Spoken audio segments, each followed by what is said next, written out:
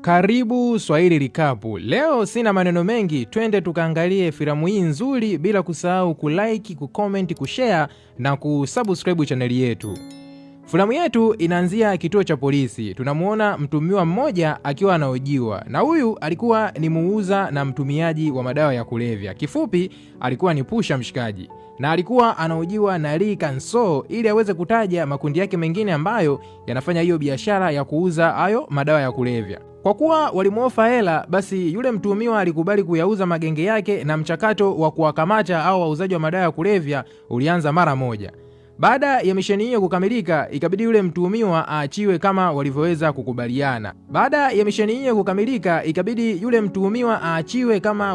kukubaliana. Na walifanikisha hilo chini ya usaidizi mkubwa wa Bwana Kang. Sasa tunarudi miaka 3 nyuma. Tunamuona Bwana Kang akiwa dereva wa taksi, na muda huo alikuwa yuko na abiria wake na alikuwa anampeleka mahali ambapo abiria wake alikuwa anataka kwenda. Walipofika kwenye hiyo safari, yule abiria akasema nisubiri hapa kwenye gari na ingia ndani chapu kisha tunaondoka. Na yule mzee alikuwa na chupa 2. Moja akanywa mwenyewe na nyingine akampa Bwana Kang na yeye aweze kunywa. Kwa kuwa Kang alitaka kumfurahisha mteja wake, ikabidi aweze kuikata ile chupa. Kang akiwa anaendelea kumsubiria pale yule mzee, saa ngapi mwamba asianze kuona maruerue. Kumbe bwana, kwenye ile chupa alokunywa kulikuwa na dawa. Kwa Kang aliishiwa nguvu, na muda ule ule wakaja maaskari pale na wakamkamata kwa kosa la matumizi ya madawa ya kulevya. Kama tunavyofahamu, Korea Kusini kuna sheria kali sana kwa watumiaji na wauzaji wa madawa ya kulevya, na wakitokea wamekamatwa, basi kosa hilo utaweza kufungwa kifungo cha maisha ama kuweza kukitumikia kifungo hiko kwa miaka mingi. Kwa hiyo kijana Kang akala miaka mingi sana kutumikia gerezani kwa kosa hilo la matumizi ya madawa ya kulevya, ila kosa alikuwa lake, bali ni yule abiria wake ndiye aliweza kumponza. Akiwa jela, jela silele mama mtu wangu. Kang alikutana na wababe fulu kuchezea dozi. Yani kila siku ilikuwa yeye ni kupokea kipigo tu. Si unajua tena alikuwa mnyonge na alikuwa ndo mara yake ya kwanza kuingia jela. Kwa hiyo alikuwa anaonewa na kila mfungwa. Siku moja pale jela alikuja mwendesha mashtaka mmoja wa kuitwa Gong Wan-hen, na alikuwa anafuatilia kesi za shughuli za madawa ya kulevya, na alikuja pale kuwahoji baadhi ya wafungwa ambao walihukumiwa kwa kesi hizo za madawa ya kulevya. Ilipofika zamu ya Kang, yule mwendesha mashtaka alimuona Kang ni mtu wa tofauti kabisa na alikuwa na uwezo mkubwa na kukalili mambo. Sasa Gwang akampanga Kang kwamba wafanye kazi wote awapeleleze wauza dawa ambao wameweza kufungwa kwenye hilo jela, kisha yeye atapunguziwa miaka ya kukaa hapo gerezani.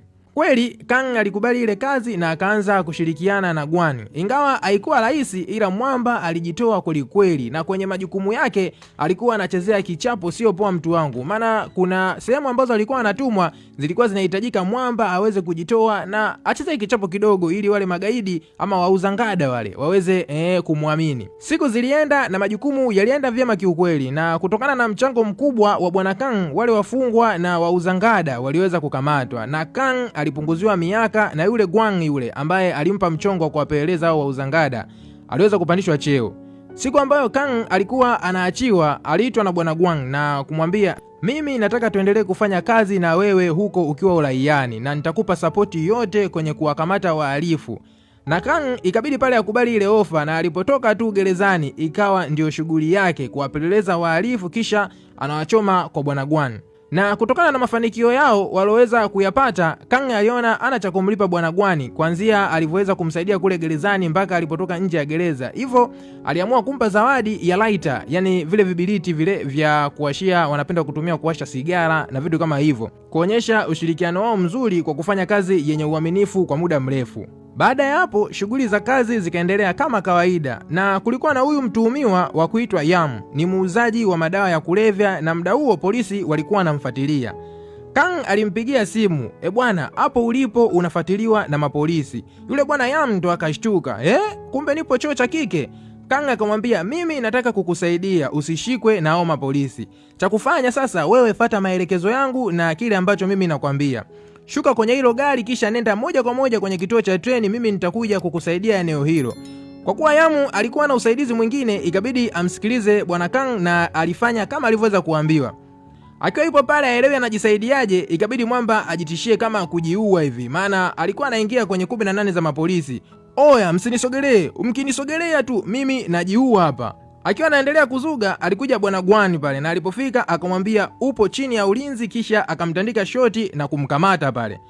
Muda huo kulikuwa na afande mwingine, na yeye ndo alikuwa anamfukuzia bwana Yam. Yule afande alimaindi kinoma pale, maana mtuhumiwa huyo alikuwa yeye anamlia target toka kitambo, ila bwana Gwang na Kang waliweza kuingilia hiyo misheni na kesi hiyo wakaibeba wao juu juu. Baada ya kumkamata yule Yam, mahojiano yalianza pale, wakihitaji aseme ukweli kuhusu issue nzima za biashara zake. Yam ili aweze kunusurika ikabidi anyooshe maelezo yani wapi mabosi zake wanapatikana, na moja kwa moja wakaenda mpaka eneo la tukio. Na Kang alipokuwa anaenda kwenye hilo eneo la tukio aliweza kuvaa miwani yake ambayo ilikuwa ina uwezo wa kurekodi mchongo mzima, na walimkuta bwana mdogo mmoja hivi ambaye baba yake alikuwa na cheo kidogo huko serikalini na alikuwa anagombea nafasi ya urais. Kwa wakamshika yule bwana mdogo na kumpeleka moja kwa moja mpaka kwenye ofisi zao. Kwa kuwa yule bwana mdogo aliyekamatwa babake alikuwa na cheo serikalini na alikuwa anagombea urais, alitumwa mwanasheria wao kwa ajili ya kusolve hiyo issue. Na alipofika pale akamchimba biti bwana Gwani na kumwambia kama unahitaji kuendelea na mambo yako basi muachie huyu bwana mdogo mara moja, la sivyo usije ukajuta huko baadaye. Biti lilikuwa kali pale. Bwana Gwani akaona ya nini mie? Ikabidi yaachie ngazi mchuma uondoke. Tusije tukafeli wote hapa, maana nachokipambania penye hapa kieleweki kinapambania kitu gani. Bwana Gwani akamwachia yule bwana mdogo akaondoka, kisha akaitwa yule Yamu yule aliyekamatwa. Kwa kuwa wote walikuwa ni kundi moja na yule bwana mdogo, na yeye ikabidi aachiwe, ila Yamu alitaka Kang yule ambaye alishiriki kukamatwa kwake aweze kushughulikiwa. Ya mtu wangu, walimshughulikia vilivyo. Walimchoma madawa ya kulevya, wakampiga, wakamtesa kinoma. Yani kifupi walimtembezea dozi ya maana tu. Na haikuishia hapo, walimbeba na kwenda kumfungia kwenye kachumba kadogo huku akiendelea kumpa mateso huku anampa na madawa ya kulevya. Akiwa kwenye chumba, Kani alikuwa anateseka kweli kweli, maana zile sindano za madawa ya kulevya alizoweza kuchomwa muda wote alikuwa anahitaji hayo madawa, na wale majamaa walivyoona hivyo wakawa sasa wanamnyima madawa. Kwa hiyo akawa kama ana rosto hivi. Si unajua mtu wangu ukiwa na rosto sio poa. Na ilikuwa ni adhabu kali kweli kweli kwa Kani. Na Kani alivyoona hivyo ikabidi aanze sasa kujipambania mwenyewe ili aweze kuacha yale madawa ya kulevya. Na haikuwa rahisi mtu wangu. Imagine mlevi tu wa pombe kuacha ni mtiti. Je, vipi kwa mtumiaji wa madawa ya kulevya? Sio poa. Tusiombe haya mambo yaweze kutukuta. Kwa bwana Kang mwanzoni ilikuwa ni ngumu kiukweli, ila kadri siku zilivyozidi kwenda alijitahidi kujiimarisha na kuzoea hali ya kukaa bila kutumia madawa ya kulevya. Upande wa pili kwa yule afande, na yeye aliweza kushikiliwa kutokana na tuhuma za kukamata watu ovyo na kuchukua rushwa. Baada ya ushahidi kusikilizwa, alionekana kwamba afande hakuwa na hatia yoyote. Hivyo mahakama iliamuru aweze kuachiliwa na alienda kukutana na familia yake baada ya kukaa jela kwa takribani siku 30. Sasa hapa tunamwona huyu binti ambaye na yeye michongo yake ilikuwa ni kuuza madawa ya kulevya, akiwa anawekeekea wateja zake bidhaa, au sio? Sio poa mtu wangu. Yeye alikuwa anauza online na akutaka kukutana na wateja wake uso kwa uso.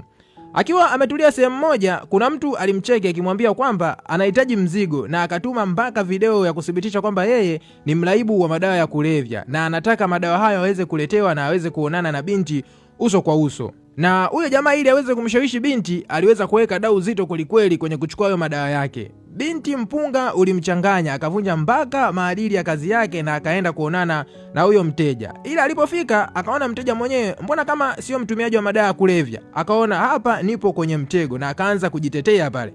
Akiwa anataka kutoka nje akakutana na bwana Kang, akapigwa shoti na kuzima pale pale. Kisha Kang akaenda kukutana na yule afande. Kwanza afande alivyomuona tu akaanza kutembeza dozi, maana si unajua tena huyu ndo kiponza, aliweza kumpelekea matatizo yote mpaka mshikaji kukamatwa na kukaa ndani kwa siku 30. Dozi ilitembea hapo mtu wangu, sio poa.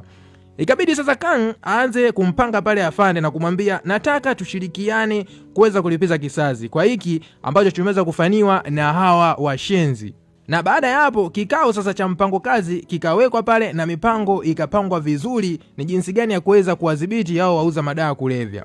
Upelelezi ulianza bana, na walifika mpaka kwa bi mkubwa mmoja hivi muuza samaki, naye wakamshawishi kufanya naye kazi. Kwa ikawa timu ya watu 4. Binti ikabidi aende kwenye pati fulani hivi kwa ajili ya kuchukua ushahidi, na Kang na yule afande ikabidi waende bandarini kwenda kupeleleza. Huko bandarini yule afande si akakutana na bwana Yamu. Kilinuka mtu wangu, dozi ilitembea kinoma pale. Mwisho wa siku wakafanikiwa kumdhibiti bwana Yamu. Baada ya kumkamata Yam, wakaanza kumbananisha ili aseme ule ushahidi wa Kang alorekodi kupitia ile miwani uko wapi, maana yeye ndo mtu wa mwisho aliweza kuchukua ule ushahidi. Na kwa kuwa kibano kilikuwa kikali walichoweza kumtembezea, bwana Yam mwenyewe akaamua kunyosha maelezo. Upo, najua ushahidi ulipo, upo hapo kwenye saa hapo, kwenye hiyo saa chukua, ndo ushahidi ulipo hapo. Na baada ya kupata wakathibitisha kama wenyewe, wakautesti kwenye laptop pale mzigo wenyewe, kisha wakasepa nao. Upande wa pili kwa binti kule kwenye ile party kulikuwa na bonge la vibe, na alikuwepo yule kijana ambaye baba yake anagombea urais.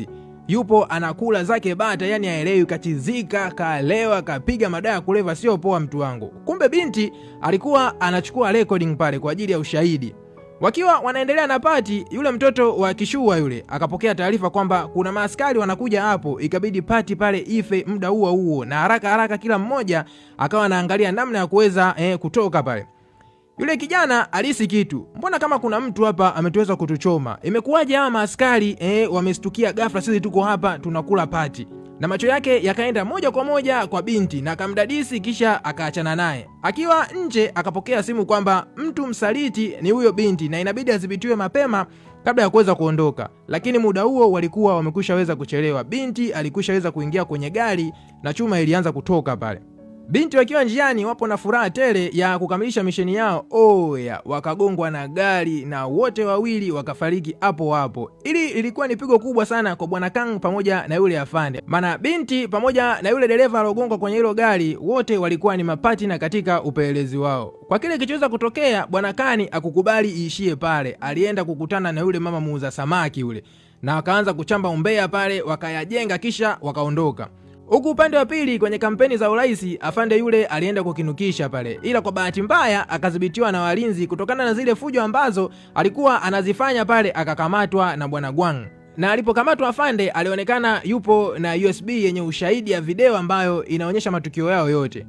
Gwani kwa kuona vile ikabidi aende kumtisha pale afande ili aachane na huo mpango wake wa kuvujisha zile video. Kisha akamwambia, una binti wa miaka 6, upo na mke pia, ili familia yako iweze kuwa salama, achana na hizi mambo. Kwa kuwa afande alitishwa pale kuhusiana na familia yake, akakubali kuachana na kila kitu na kutoa maelekezo ni wapi kopi nyingine za video zinapatikana. Baada ya afande kunyoosha maelezo, bwana Gwang akatuma genge liende likafuatilie hizo USB za video na ziweze kuteketezwa. Kisha Gwang na crew yake walikutana kwa ajili ya kuteta mambo yao, akiwemo na yule mtoto wa kishua yule ambaye baba yake anagombea urais. Wote walikuwepo hapo wakiendelea kuchamba umbea pale, wakijisifu madudu yao ambayo walikuwa wanayafanya. Na muda huo baba yake alikuwa live Azam TV bwana, anatoa sira zake, na baba yake akasema kwamba kama ikigundulika mwanangu ni mtumiaji wa madawa ya kulevya, basi nitajitoa kwenye kinyang'anyiro cha ugombeaji wa urais. Huku upande wa pili kwa wale majambazi waliopewa location ya kufuata ushahidi wa video ambao afande aliufichua, wakaingia kwenye 18 za masera bwana.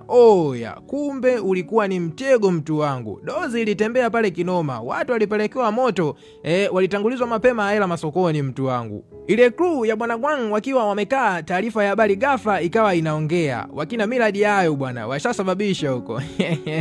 Na kwenye ile video ya taarifa ya habari walikuwa wanaonekana wenyewe wakiwa wanachamba umbea pale. Ikabidi washtuke, hawa sisi hawa, imekuwaje tena tupo Azam TV? Mbona tuko live hapa tunaonekana?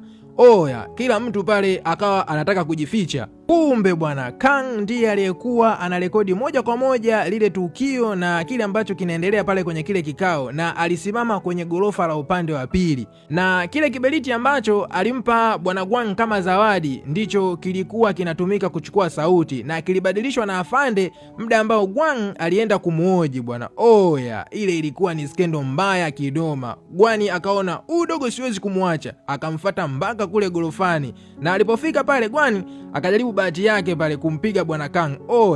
Kang alikuwa ni kijana na damu ilikuwa inamchemka, kwa hiyo bwana Gwang aliweza kuangukia chuu ya mtu wangu. Kisha Kang akaondoka zake pale. Kwa upande wa yule mtoto wa rais yule ambaye baba yake alikuwa anagombea urais, kuliko ashikwe na mapolisi aliamua kujiua. Na kwa upande wa bwana Gwang aliweza kukamatwa na maaskari.